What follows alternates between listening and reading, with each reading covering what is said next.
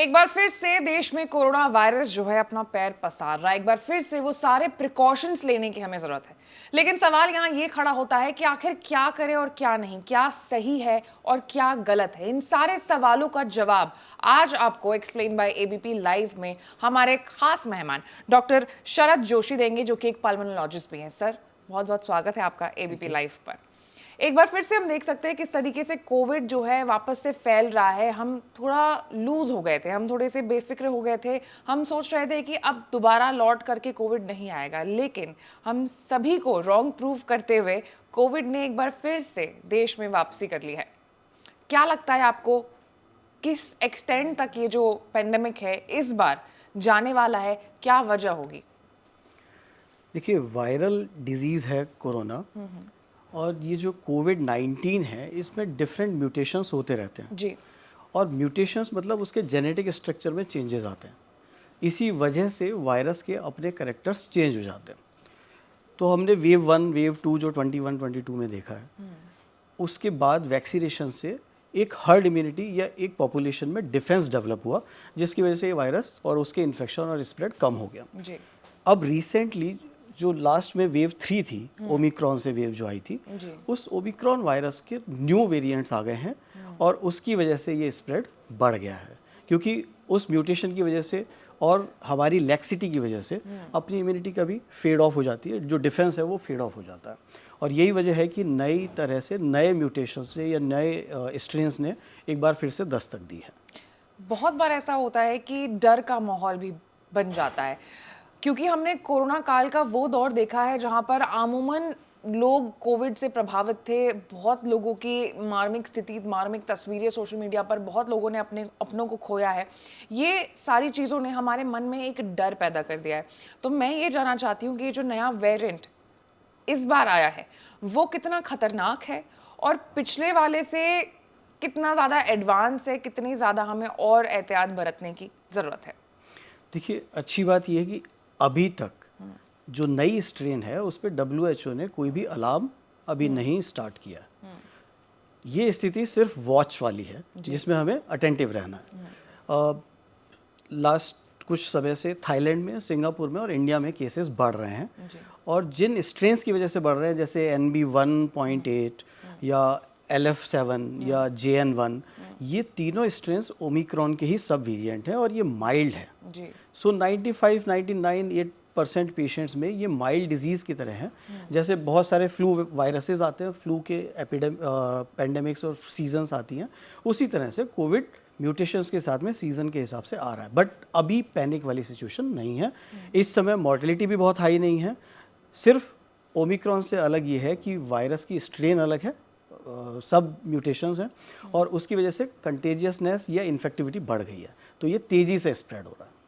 अब तक 7 मौतें हो चुकी हैं और मतलब ये जो आंकड़े हैं वो चिंताजनक हो सकते हैं आने वाले समय में।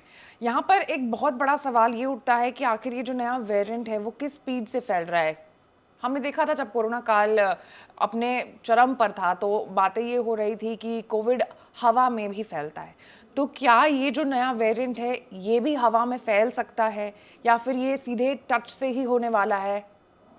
देखिए, कोई भी वायरल इलनेस स्पेशली जो लंग्स को और श्वसन तंत्र को अफेक्ट करती है, वो कंटेजियस होती है, वो एयरबॉर्न होती है। एरोसॉल से इन्फेक्शन फैलता है। तो अगर पेशेंट्स कॉफ करते समय, स्नीजिंग, छींक करते हुए नोज़ और माउथ को कवर नहीं करता है, तो इन्फेक्शन का स्प्रेड बढ़ेगा। जो डेल्टा वेव थी, एक डेल्टा वेरिएंट की वजह से जो वेव 2 हमने अपनी कंट्री में देखी, वो सबसे ज़्यादा फैटल थी, वो सबसे ज़्यादा कंटेजियस भी थी। थैंकफुली इस समय जो वेरिएंट है वो उस सीवियरिटी के नहीं है। जहाँ तक आपने 7 मौतों का जिक्र किया है, उसमें से कोई भी अभी कंफर्म नहीं है कि वो सिर्फ कोरोना की वजह से हुई है। जैसे फॉर एग्जांपल बॉम्बे में जिस पेशेंट्स की अनफॉर्चुनेटली मृत्यु हुई वो 84 ईयर्स की थी। जो दूसरे पेशेंट्स केरला से रिपोर्टेड हैं, उनमें मल्टीपल कोमॉर्बिडिटीज थी कि पेशेंट को डायबिटीज़ भी था, उसकी वजह से किडनी फेल्योर भी था। तो आप सिर्फ कोरोना की नई स्ट्रेन को ब्लेम करें, ऐसा नहीं है। कॉशियस रहने की ज़रूरत है, पैनिक करने की अभी आवश्यकता नहीं है। क्या इस नए वेरिएंट के कारण आपके बॉडी के जो और ऑर्गन्स हैं जो कि बहुत इंपॉर्टेंट होते हैं फंक्शन करने के, वो भी क्या इससे उनकी भी स्ट्रेंथ पर, उनके भी हेल्दीनेस पर कुछ असर पड़ेगा? देखिए, इसको थोड़ा सा साइंटिफिकली समझने की जी। ज़रूरत है कि कोई भी वायरस, बैक्टीरिया या फंगस जब बॉडी में एंटर करती है तो हमारी बॉडी डिफेंस उनको काउंटर करने की कोशिश करती है। जी। जिन पेशेंट्स की इम्यूनिटी कम है, किसी पेशेंट को बहुत सीवियर डायबिटीज़ है, किसी पेशेंट्स को एचआईवी है, किसी और पेशेंट्स को स्टेरॉइड्स या दूसरे इम्यूनोसप्रेसेंट्स अगर चल रहे हैं, उस कंडीशन में ये वायरस तेज़ी से स्प्रेड कर सकता है, गले से और लंग्स से बाहर निकल के दूसरे ऑर्गन्स पे अफेक्ट कर सकता है। इनफैक्ट जो वेव 2, वेव 1 में भी हमने देखा, जब मल्टी ऑर्गन फेलियर होता था या मल्टी ऑर्गन इन्वॉल्वमेंट होता था, तब पेशेंट्स की फर्टिलिटी या मृत्यु होने के चांसेस बढ़ जाते थे। वो किसी भी वायरस में रहेगा, चाहे आप ओमिक्रॉन के सब वेरिएंट्स और प्रेजेंट वेरिएंट्स की बात कर लें, बट ये विरुलेंस जो टर्म यूज़ की जाती है वो है विरुलेंस।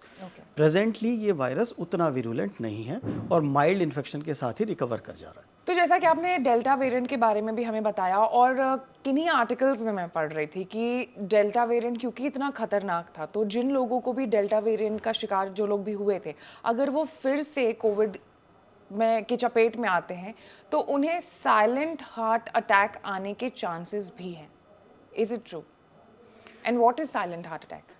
देखिए, समझना ये है कि वायरस एक बार जब बॉडी में एंटर करता है जी। तो वो किस लेवल पर डैमेज कर रहा है।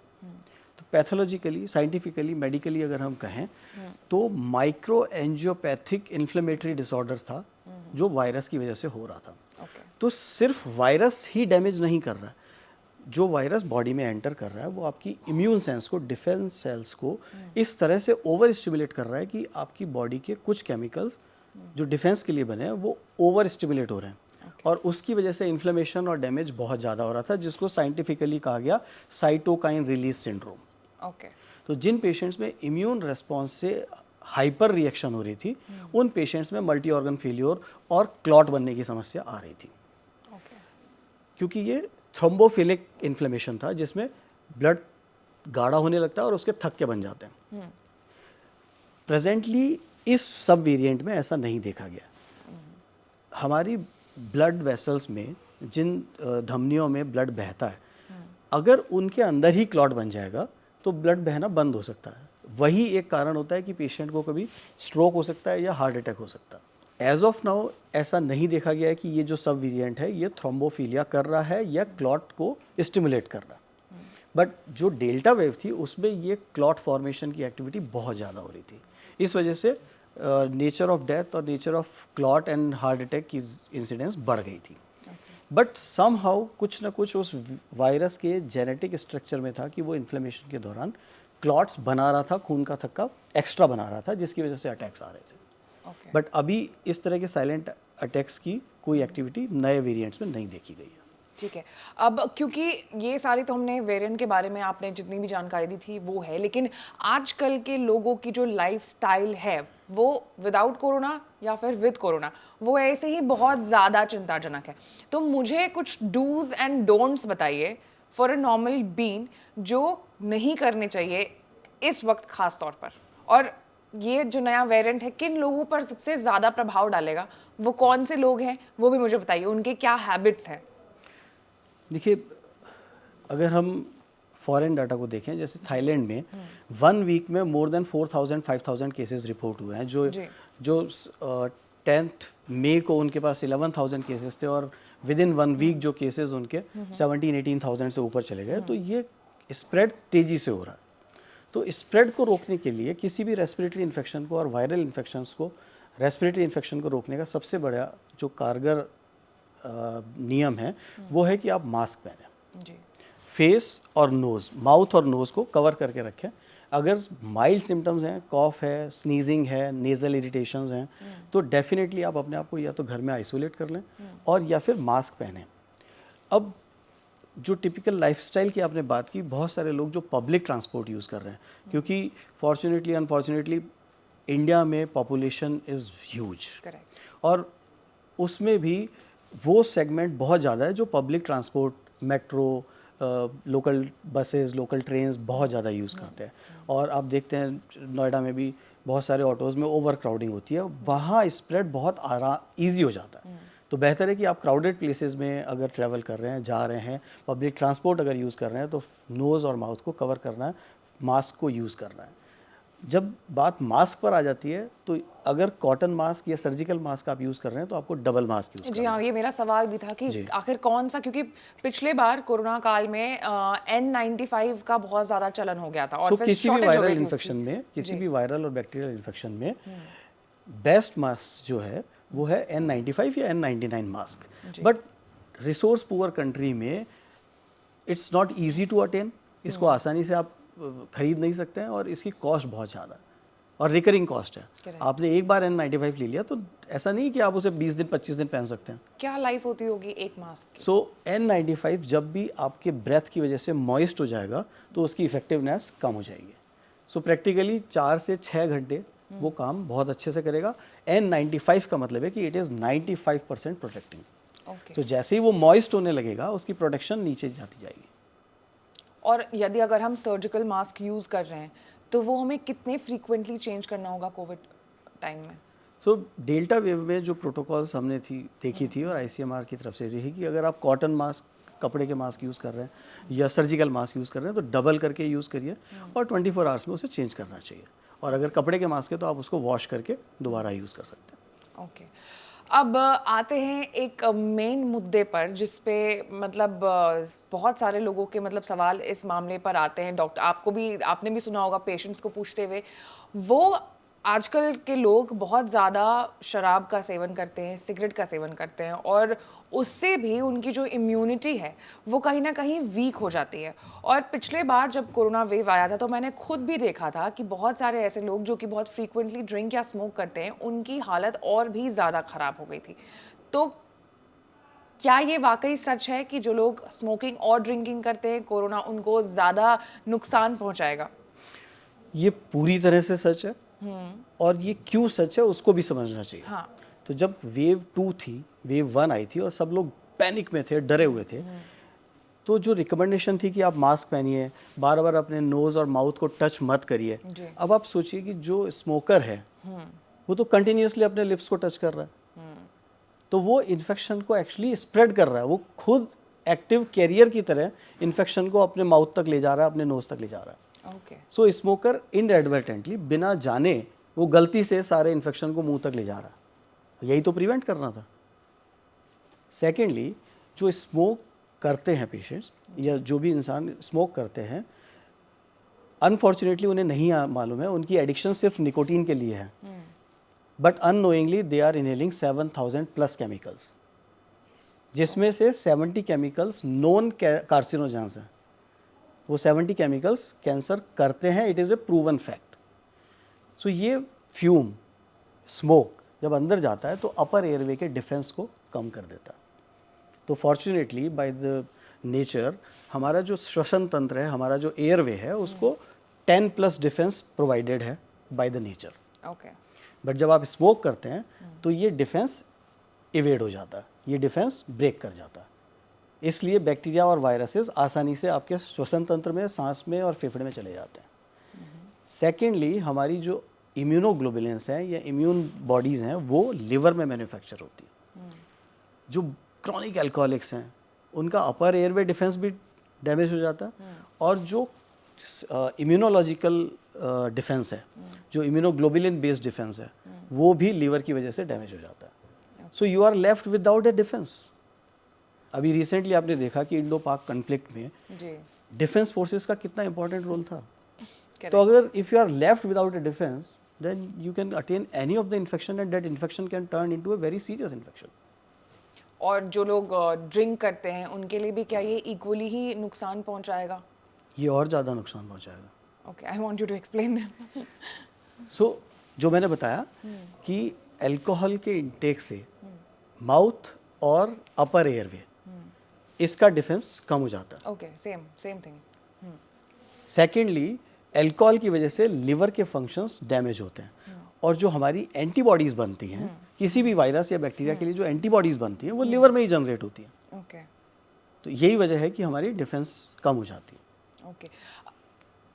कोई भी बीमारी है वो बच्चों को और बुजुर्गों को सबसे पहले अटैक करती करती है, है। जी हाँ। yes। तो मतलब मैं चाहूंगी आपको, अगर आप कुछ बता सकें बच्चों के लिए और बुजुर्गों के लिए कि वो एहतियात के तौर पर क्या कुछ अभी से ही करना शुरू कर दें। जो एक्सट्रीम्स ऑफ एज है उसमें इम्यून लेवल डिफेंस जो है वो कम होता है। बच्चों में इसलिए क्योंकि वो पूरी तरह से डेवलप ही नहीं हुआ जी। है, वो डिफेंस अभी इमेच्योर है। Correct। और बुजुर्गों में इसलिए क्योंकि हमारी डिफेंस सेल्स की रीजनरेशन कम हो जाती है। सेकेंड फैक्टर जो बुजुर्गों में है वो ये है कि बहुत सारी पॉपुलेशन में एक एज के बाद आप diabetes, blood pressure, heart disease, thyroid, cancer और यूरिनरी इन्फेक्शंस, इस तरह की कुछ बहुत सारी डिजीज़ पेशेंट्स को होती हैं। और इस वजह से मल्टीपल कोमॉर्बिडिटी वाले पेशेंट्स जो होते हैं, जिनको पहले से प्री एग्जिस्टिंग डिजीज़ है या जो पहले से इम्यूनोसप्रेसेंट्स में हैं या दूसरी दवाएं लेते हैं, उनमें ये डिजीज़ या कोई भी इन्फेक्शन फैटल हो सकता है, डेंजरस हो सकता है। अब इसमें सबसे बड़े प्रिकॉशंस क्या है? ओवर क्राउडिंग से बचें। जी। जब तक नेसेसरी ना हो आप मार्केट या भीड़ में ना जाएं। The first defence.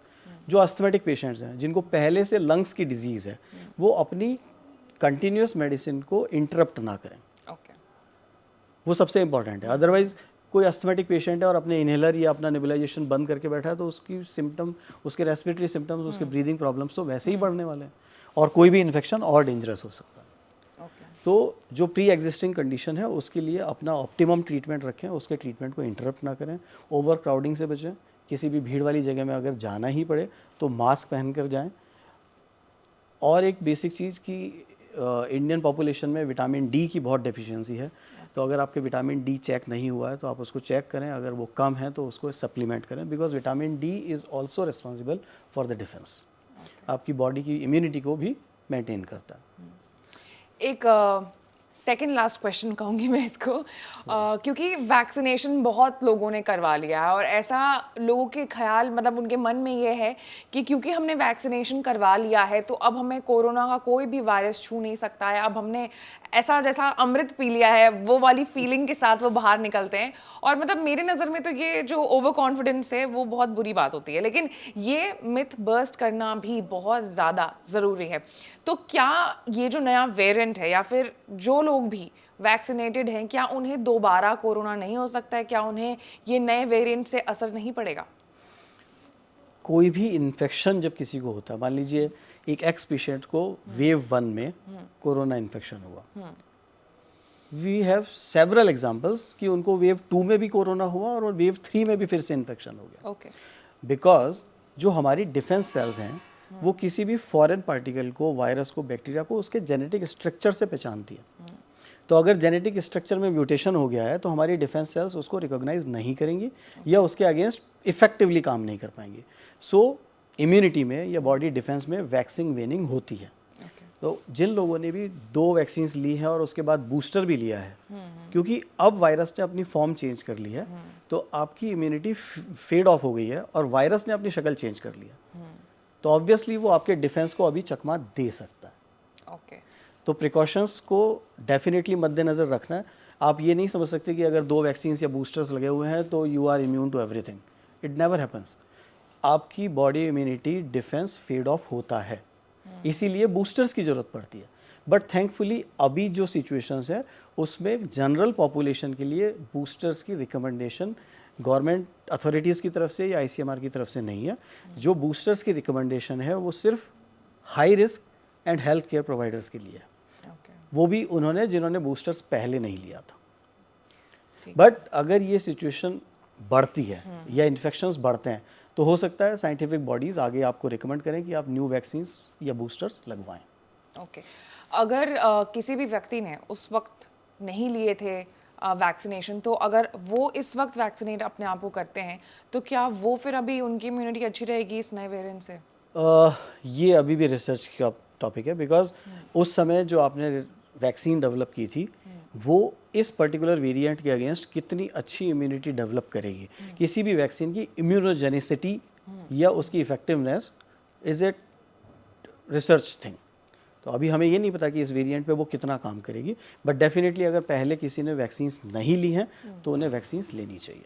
पिछले बार जब कोरोना काल में लोगों ने खुद को वैक्सीनेट किया था तो खबरें ऐसी सोशल मीडिया पर फैली पड़ी थी कि जिन लोगों ने भी वैक्सीनेशन लिया है उनके बॉडी में बहुत ज़्यादा प्रॉब्लम्स हो रहे हैं, उनके लंग्स में बहुत ज़्यादा प्रॉब्लम हो रहे हैं ड्यू टू दैट वैक्सीनेशन. तो इज इट ट्रू और is it a myth? It's a myth. Okay. Majority of patients में या पॉपुलेशन में वैक्सीनेशंस के बाद लंग में कोई डैमेज हुआ ऐसा नहीं था. वैक्सीनेशन एक्चुअली वायरस ही है. कोरोना वायरस को जब आप उसकी फैटिलिटी को, उसकी विरुलेंस को कम कर देते हैं तो वो वैक्सीन वायरस हो जाता है.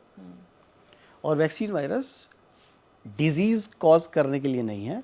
उसमें जो साइंटिफिकली मॉडिफिकेशन किए गए हैं वो आपकी इम्यूनिटी को स्टिमुलेट करने के लिए किए गए हैं ताकि आपकी इम्यूनिटी एक डिफेंस उस वायरस के अगेंस्ट प्रिपेयर कर ले. ओके.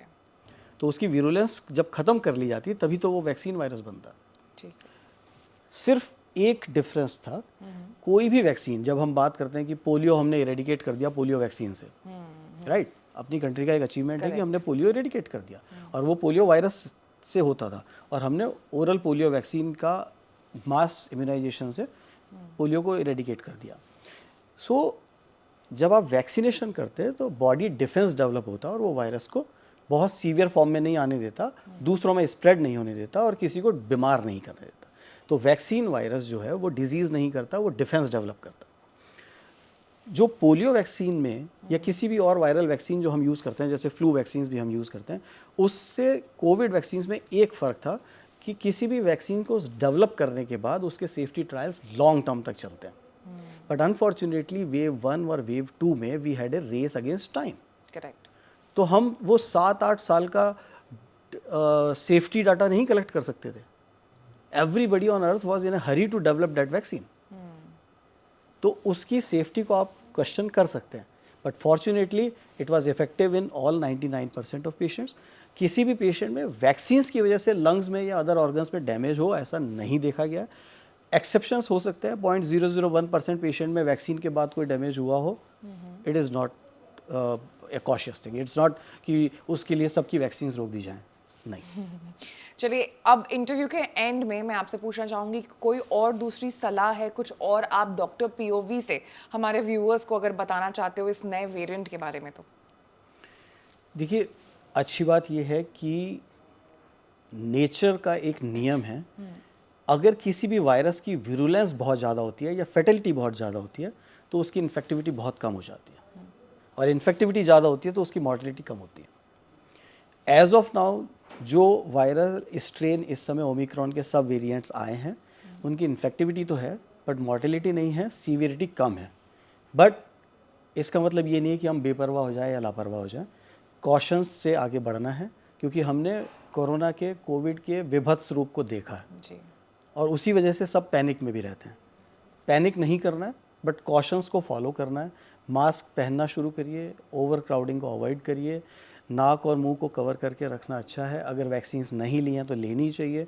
विटामिन डी और अपनी इम्यूनिटी का ख्याल रखना है और अपने न्यूट्रिशन का ख्याल रखना है. और जहाँ तक आपने एक स्पेसिफिकली सवाल पूछा था, स्मोकिंग एंड ड्रिंकिंग, ये हैबिट्स सिर्फ कोविड ही नहीं किसी भी और वायरस को और किसी भी और इन्फेक्शस डिजीज़ को इन्वाइट करती हैं. तो इससे अपने आप को बचाना. Thank you so much doctor Joshi ABP live पर आने के लिए. और जितने भी सारे सवाल थे, आई होप मेरे ऑडियंस के मन में इस इंटरव्यू के बाद, इस इंटरव्यू को देखने के बाद सारे जो सवाल हैं उनका जवाब उनको मिल जाएगा. और बेसिकली जनता इस वक्त बहुत क्लूलेस है क्योंकि बहुत सारी इन्फॉर्मेशन इस नए वेरिएंट के बारे में हमें सोशल मीडिया पर या फिर इंटरनेट पर अवेलेबल नहीं है. But thanks to our doctors कि वो हमें सही गाइड करें. Thank you so much for being on ABP Live. Thank you.